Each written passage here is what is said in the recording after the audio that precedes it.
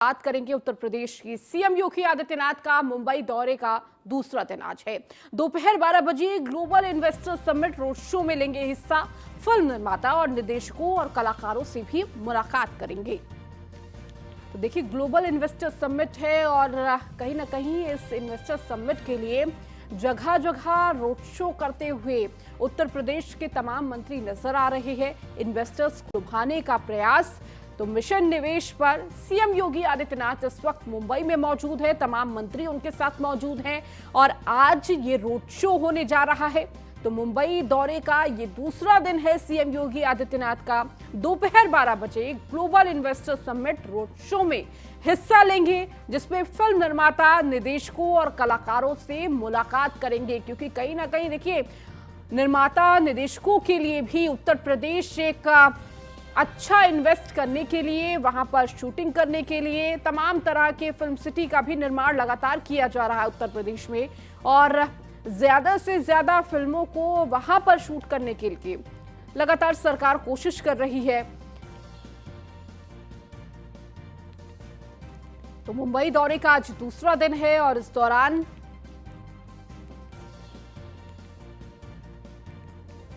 सुबह सीएम राजभवन में राज्यपाल भगत सिंह कोश्यारी से मुलाकात करेंगे। आज का ये पूरा कार्यक्रम उनका रहने वाला है। होटल ताज में कई बैंकों के अधिकारियों से भेंट करेंगे। रोड शो के पहले और बाद में 17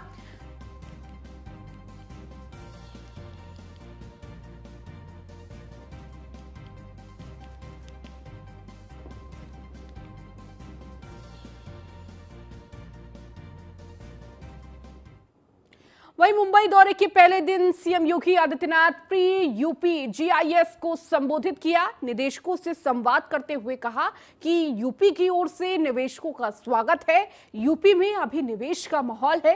हमने प्रदेश में 10 लाख करोड़ के निवेश का लक्ष्य रखा है। समय कौन हमारे साथ खड़ा हो सकता है, यह हमारी कसौटी का मानक बनता है। मेरा यह मानना था कि, और हम सब इस बात को मान सकते हैं, कि इस सदी का सबसे बड़ा संकट आया था, और खास तौर पर प्रवासियों पर, जब इस सदी की सबसे बड़ी महामारी आई थी। और उस महामारी के दौरान किस प्रकार की स्थिति थी। उत्तर प्रदेश देश का एकमात्र राज्य था जिसने अपने यहां से पलायन नहीं होने दिया, लेकिन उत्तर प्रदेश के हर एक प्रवासी के लिए अपने द्वार भी खोले और उनके गंतव्य तक पहुंचाने के साथ साथ उन्हें हर प्रकार का सहयोग करने में अपना योगदान दिया। लोग बहुत सारी चर्चाएं करते थे, लेकिन हम आभारी हैं प्रधानमंत्री मोदी जी के, जिनके मार्गदर्शन और प्रेरणा से हम लोगों ने उस समय 40 लाख प्रवासी उत्तर प्रदेश के अंदर आए थे। सभी लोग चिंतित थे, कहां जाएंगे, क्या करेंगे, आप क्यों ऐसा काम कर रहे हैं, अपने ऊपर ये सब बवाल क्यों लेना चाहते हैं। मैंने कहा उत्तर प्रदेश के हैं और उनका उत्तर प्रदेश से पूरा अधिकार है, और जो कुछ हमारे पास होगा हम हर संभव उनकी मदद करेंगे। और मुझे प्रसन्नता है कि हर एक प्रवासी उत्तर प्रदेश वासी ने पूरा अनुशासन का ध्यान रखा। उत्तर प्रदेश शासन की सुविधा को सिर आंखों पर रख करके और फिर हमारे साथ मिलकर के उत्तर प्रदेश के अंदर कोरोना प्रबंधन का एक बेहतरीन उदाहरण प्रस्तुत किया, जो देश के अंदर एक मॉडल भी बना। बदलते उत्तर प्रदेश को देखा है पिछले 5 साल के अंदर। हर एक सरकार ने अपने स्तर पर योगदान किया होगा, करना भी चाहिए, जनता इसलिए चुनती भी है। लेकिन आपके सामने यह भी उदाहरण होना चाहिए, उत्तर प्रदेश के अंदर आज से 5 वर्ष पहले हर एक व्यक्ति के सामने, उत्तर प्रदेश का नौजवान हो, उत्तर प्रदेश का कोई प्रबुद्ध जन हो, उत्तर प्रदेश का व्यवसायी हो, उत्तर प्रदेश का किसान हो, उत्तर प्रदेश की बहनें हो, उत्तर प्रदेश के किसी भी तबके का कोई भी व्यक्ति क्यों न रहा हो, उसके सामने पहचान का एक संकट होता था। पता नहीं लोग क्या सोचेंगे, लोग क्या बोलेंगे। लोग अपनी पहचान बताने में संकोच करते थे।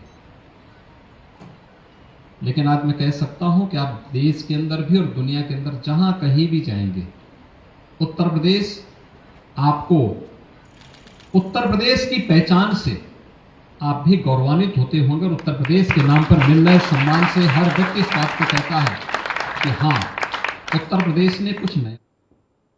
और अब खबर प्रयागराज से है, जहां नगर विकास एवं ऊर्जा मंत्री ए.के. शर्मा द्वारा आज दोपहर 1 बजे प्रयागराज पहुंचेंगे। मंत्री ए.के. शर्मा अधिकारियों के साथ माघ मेले की तैयारी की समीक्षा करेंगे। आईसीसीसी के सभागार में अधिकारियों के साथ समीक्षा करेंगे तो माघ मेले के कार्यों का स्थलीय निरीक्षण भी करते हुए नजर आएंगे। शाम को लखनऊ के लिए रवाना हो जाएंगे। तो दोपहर 1 बजे ए.के. शर्मा प्रयागराज पहुंचेंगे। और देखिए, माघ मेला है और उससे पहले तैयारियों का जायजा लगातार मंत्री ले रहे हैं, चाहे वो डिप्टी सीएम हो, लगातार वो भी प्रयागराज दौरे पर रहे हैं और लगातार माघ मेले को लेकर तमाम अधिकारियों से समीक्षा करते हुए नजर आए। और अब मंत्री ए.के. शर्मा भी प्रयागराज पहुंचे हुए हैं, जहां पर अधिकारियों के साथ बातचीत करेंगे, तैयारियों का जायजा लेंगे, इसके साथ ही समीक्षा करेंगे। तो नगर विकास एवं ऊर्जा मंत्री ए.के. शर्मा का दौरा प्रयागराज में है। दोपहर 1 बजे प्रयागराज पहुंचेंगे मंत्री ए.के. शर्मा और उसके बाद अधिकारियों से मुलाकात करने वाले हैं, स्थलीय निरीक्षण करने वाले हैं और क्या कुछ माघ मेले की तैयारियां चल रही है, किस तरह से तैयारियां चल रही हैं, इसका जायजा लेंगे। वहीं एमएलसी की 5 सीटों पर नामांकन शुरू हो गया है। 3 खंड स्नातक और 2 खंड शिक्षक निर्वाचन क्षेत्रों के लिए होगा चुनाव। तो 12 फरवरी को खत्म हो रहा है 5 एमएलसी का कार्यकाल। 12 जनवरी तक नामांकन करने का अंतिम दिन है। तो 13 जनवरी को नामांकन पत्रों की होगी जांच। 16 जनवरी को नाम वापसी का अंतिम दिन। 30 जनवरी को 5 सीटों पर होगा मतदान। तो सुबह 8 से शाम 4 बजे तक ये मतदान होगा। 2 फरवरी को होगी 5 सीटों की मतगणना। गोरखपुर फैजाबाद खंड स्नातक का होगा चुनाव। कानपुर खंड स्नातक का होगा चुनाव। बरेली मुरादाबाद खंड स्नातक का होगा चुनाव। इसके साथ ही इलाहाबाद झांसी खंड शिक्षक का होगा चुनाव। कानपुर खंड शिक्षक का भी होगा चुनाव। और ज्यादा जानकारी के साथ हमारे संवाददाता एसके वाजपेयी हमारे साथ जुड़ चुके हैं। एसके, देखिए, एमएलसी चुनाव के लिए नामांकन की जो प्रक्रिया है वो शुरू हो चुकी है। बिल्कुल निश्चित तौर पर, क्योंकि अगर हम देखें तो उत्तर प्रदेश में जो निर्वाचन होने हैं, खास तौर पर जो एमएलसी के निर्वाचन है, जिसमें 6 सीटें ऐसी हैं जो कि मनोनयन से होनी है, 5 सीटें ऐसी हैं जिन पर चुनाव होना है, जिस पर आज से नामांकन प्रक्रिया शुरू हो गई है, जिसमें 3 खंड स्नातक हैं और 3 खंड शिक्षकों के 2 खंड शिक्षकों के पद हैं जो रिक्त हो रहे हैं। फरवरी में उनका कार्यकाल खत्म हो रहा है। जो उससे पहले ही जो निर्वाचन की प्रक्रिया है वो शुरू हो चुकी है। और अगर हम देखें तो इस प्रक्रिया के तहत जो व्यवस्थाएं हैं वो यूपी निर्वाचन आयोग की तरफ से कर ली गई हैं। सीधे तौर पर इन सीटों को लेकर 30 जनवरी की तिथि निर्धारित है, जिस दिन इस पर मतदान होगा। सुबह 8 बजे से लेकर शाम 4 बजे तक ये मतदान किया जाएगा, जिसमें अगर हम इन सीटों की बात करें तो गोरखपुर फैजाबाद इसमें स्नातक खंड का चुनाव है। कानपुर खंड में भी स्नातक का चुनाव है। बरेली मुरादाबाद और झांसी इलाहाबाद खंड में शिक्षक एमएलसी का चुनाव होना है। तो सीधे तौर पर देखें तो इसकी प्रक्रिया, जो चुनाव की प्रक्रिया है वो शुरू हो चुकी है, क्योंकि तिथि खत्म होने वाली है। 12 फरवरी को इन 5 एमएलसी का कार्यकाल खत्म हो रहा है, जिसके लिए जो निर्वाचन की व्यवस्था है वो शुरू हो चुकी है। आज से निर्वाचन प्रक्रिया लगातार जारी है। जी ठीक है, बहुत शुक्रिया इसकी इस जानकारी को देने के लिए। वहीं अब बात कोरोना की करेंगे, जहां पर राजधानी हुई है कोरोना मुक्त। 28 दिन बाद कोरोना मुक्त हुई राजधानी। कोरोना सक्रिय मरीजों की संख्या जो है वो 0 हो चुकी है। कई देशों में कोरोना के मामले एक्टिव है। राजधानी में प्रतिदिन 1000 से ज्यादा जांच। बीते दिन एक कोरोना पीड़ित की नेगेटिव रिपोर्ट आने के बाद राजधानी अब कोरोना मुक्त हो गई है। इससे पहले 6 दिसंबर को राजधानी हुई थी कोरोना मुक्त। तो देखिए, तमाम मामले सामने आ रहे हैं कोरोना के, लेकिन इस बीच राजधानी के जो आंकड़े हैं वो कहीं ना कहीं राहत भरे हैं कि अब राजधानी कोरोना मुक्त हो चुकी है। खबर मेरठ से है, जहां पर बसपा के कट्टावर नेता और पूर्व मंत्री हाजी याकूब कुरैशी की परेशानियां खत्म होने का नाम नहीं ले रही। मेरठ एसएसपी ने भगौड़े हाजी याकूब कुरैशी और उनके बेटे इमरान कुरैशी पर अब इनाम बढ़ाने की संतुति के लिए भेजा है। इससे पहले हाजी याकूब और उनके बेटे पर 25-25 हजार का इनाम था और दोनों पर इनाम बढ़ाने के लिए फाइल को मेरठ के आईजी कार्यालय भेजा गया है। आपको बताते चले कि याकूब कुरैशी और उनका बेटा इमरान कुरैशी पिछले 8 महीने से फरार है। याकूब कुरैशी और इमरान कुरैशी का पुलिस अभी तक कोई सुराग नहीं लगा पाई है, जबकि याकूब के छोटे बेटे फिरोज उर्फ भूरा को हाल ही में मेरठ पुलिस ने गाजियाबाद से गिरफ्तार किया और बाद में उसको जेल भेज दिया था।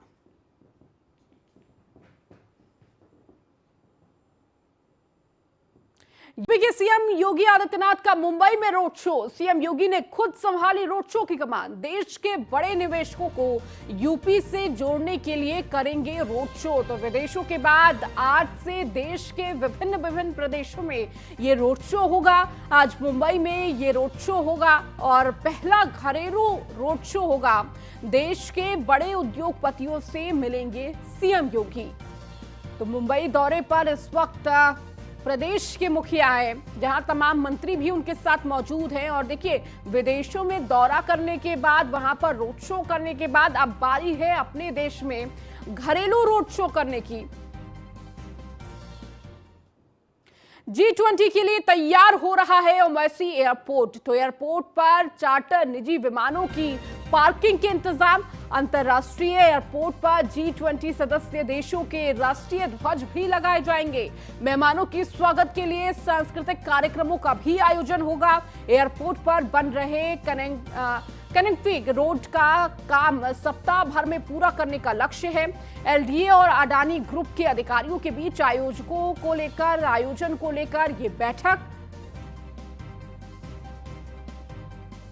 तो एयरपोर्ट पर बन रहा है कनेक्टिंग रोड।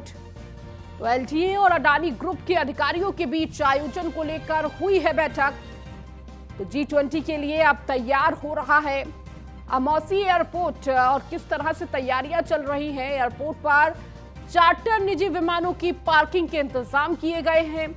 अंतर्राष्ट्रीय एयरपोर्ट पर G20 सदस्य देशों के राष्ट्रीय ध्वज भी लगाए जाएंगे। इसके साथ ही मेहमानों के स्वागत के लिए सांस्कृतिक कार्यक्रमों का आयोजन भी किया जाएगा। तो तमाम प्लानिंग की जा रही है, तैयारियां की जा रही है। एयरपोर्ट पर बन रहे कनेक्टिंग रोड का काम सप्ताह भर में पूरा करने का लक्ष्य है। एलडीए और अडानी ग्रुप के अधिकारियों के बीच आयोजन को लेकर तमाम बैठक भी हो रही है।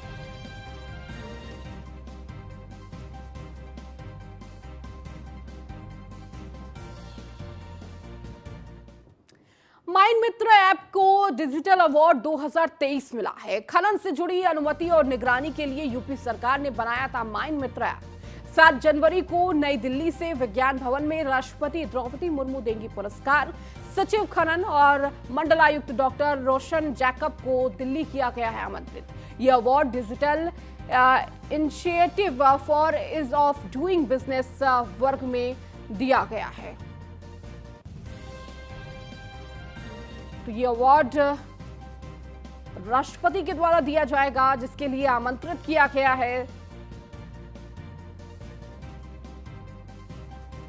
ये award digital initiative for the doing business के लिए उत्तर प्रदेश को मिला है। पीजीआई में भरे जाएंगे 905 नर्सों के पद। संस्थान ने भर्ती का विज्ञापन किया जारी। इच्छुक अभ्यर्थी कर सकेंगे ऑनलाइन आवेदन। आवेदन की अंतिम तिथि है 25 जनवरी। कंप्यूटर आधारित ऑनलाइन देनी होगी परीक्षा। अंग्रेजी माध्यम में ये परीक्षा होगी। तो संस्थान ने भर्ती का विज्ञापन जारी कर दिया है और 905 ऐसे पद हैं जिनमें ये वैकेंसी निकली है। तो इच्छुक अभ्यर्थी कर सकेंगे ऑनलाइन आवेदन। आवेदन की अंतिम तारीख जो है, तिथि जो है, वो 25 जनवरी रखी गई है। और इसके साथ ही कंप्यूटर पर आधारित ऑनलाइन ये परीक्षा होगी। तो अंग्रेजी माध्यम में ये परीक्षा आयोजित की गई है। पीजीआई में 905 नर्सों के लिए पद भरे जाएंगे। तो संस्थान ने भर्ती का विज्ञापन भी जारी कर दिया है।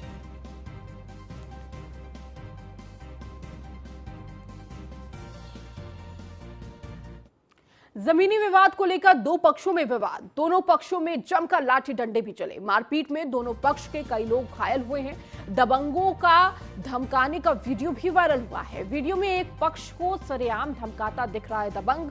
वायरल वीडियो के आधार पर पुलिस जांच में जुटी हुई है। नरसेना थाना क्षेत्र के किरियावली गांव का ये पूरा मामला है। मारपीट का ये वीडियो भी सामने आया है। दबंगों का धमकाने का ये वीडियो वायरल हो रहा है। अब और किस तरह से दो पक्षों में लाठी डंडे चले हैं, जमीन विवाद को लेकर ये दो पक्षों में विवाद हुआ है।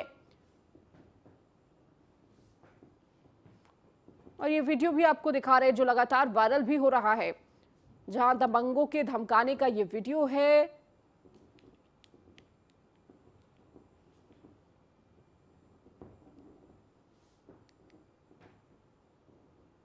अब खबर रायबरेली से, जहां पर पुलिस और बदमाशों में मुठभेड़ हुई है। मुठभेड़ में दो बदमाशों के पैर में लगी गोली। बीते दिनों महिला की गला रेतकर कुएं में फेंका गया था शव। बदमाशों को जिला अस्पताल में भर्ती कराया गया है।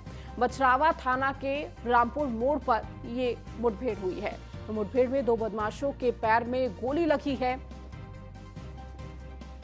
तो मुठभेड़ में दो बदमाशों के पैर में गोली लगी, जिन्हें अस्पताल में भर्ती कराया गया है। बीते दिनों महिला का गला रेतकर कुएं में फेंका गया था, तो बदमाशों को जिला अस्पताल में भर्ती कराया गया है। तो पुलिस और बदमाशों के बीच ये मुठभेड़, बछरावा थाना के रामपुर मोड़ पर यह मुठभेड़ हुई है।